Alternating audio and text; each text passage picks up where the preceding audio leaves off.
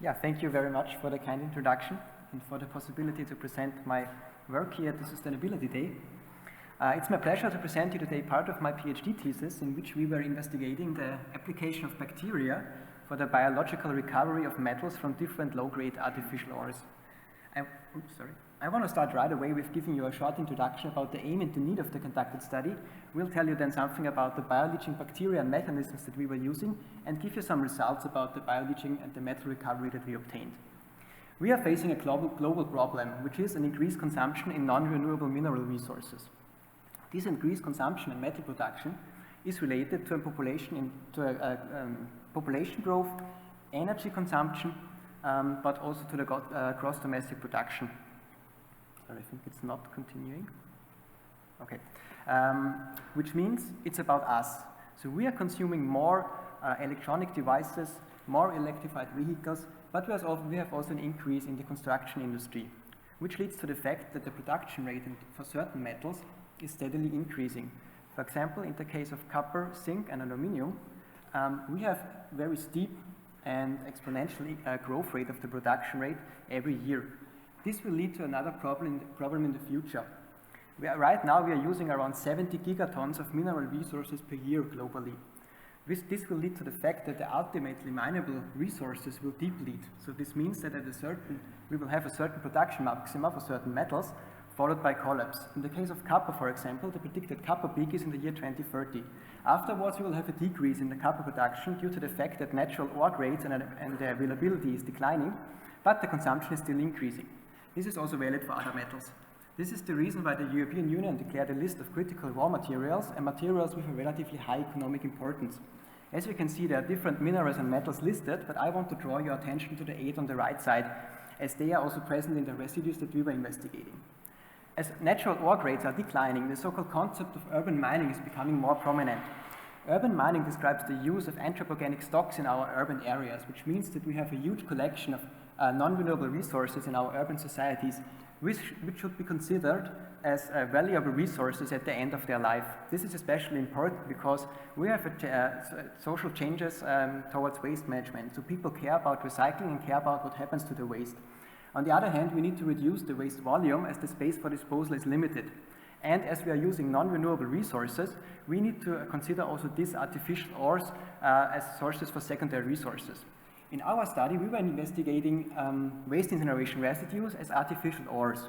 Waste incineration is still one of the most common treatment techniques in the European Union, but still around 25% of the initial waste volume remain as so-called ashes and slags as residuals, with relatively high concentrations of metals like copper, zinc, and aluminium. If we consider a state-of-the-art incineration plant can treat around 500,000 tons of residual waste per year, we have a generation of around 125,000 tons of ashes and slags, which are right now deposited or landfilled, which means we have a loss of potential resources and metals incorporated. With the analysis that we did, we estimated the potential value of the incorporated metals of these ashes and slags, and we have seen that we have values of around 110 to 340 euro per ton of incinerated waste, which is quite a lot if you consider that only this plant can treat around 500,000 tons of residual waste per year. In order to prevent these metals from disposal and find an environmental friendly way and effective way to recover them, we were using bioleaching. Bioleaching uses bacteria, very acidophilic bacteria, that can grow at really low pH. We're talking about pH 2 and below. At this low pH, they can metabolize inorganic compounds like elemental sulfur or ferrous iron for energy generation. The produced metabolites, in this case sulfuric acid or ferric iron, can afterwards be used to solubilize metal sulfides or oxides. These are minerals that are present in the waste incineration residues and convert them into soluble metal cations. So with the bacteria, we can extract the metals from a solid state in a liquid state and prevent them from disposal. Our experiments were carried out in a smaller scale, but also in a bigger scale. In small scale experiments, we were using shaking flasks. Here we pre-cultivated our bacteria for 1 week. After this, we added the ash or the slag and did the bioleaching experiments for 2 weeks. At the end of the process, we took samples for pH measurements, but also to measure the metal concentration of the liquid to calculate the so-called leaching or extraction efficiency of the metals. The small-scale experiments, the result revealed that we have always the leaching efficiency consisting of the chemical and the biological leaching.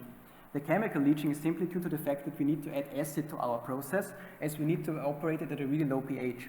But still, with the bacteria and the bioleaching setup, we can see that the bioleaching efficiency is exceeding the chemical leaching for almost all tested metals.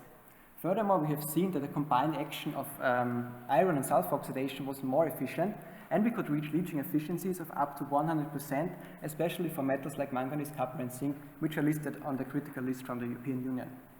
Furthermore, we also performed bigger scale or large scale experiments. On the one hand, we were treating coarse incineration slag, which is available in really huge quantities, in an effective, cheap, and environmental friendly way with a so-called heap bioleaching system. Here we could treat up to 250 grams in a bigger scale over 3 weeks.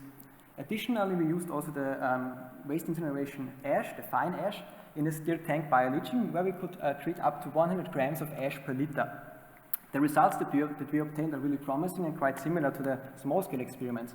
Even at the highest concentration, we could reach bioleaching efficiencies of up to 100% for certain metals, while on the other hand, no chemical leaching was present at this high concentration.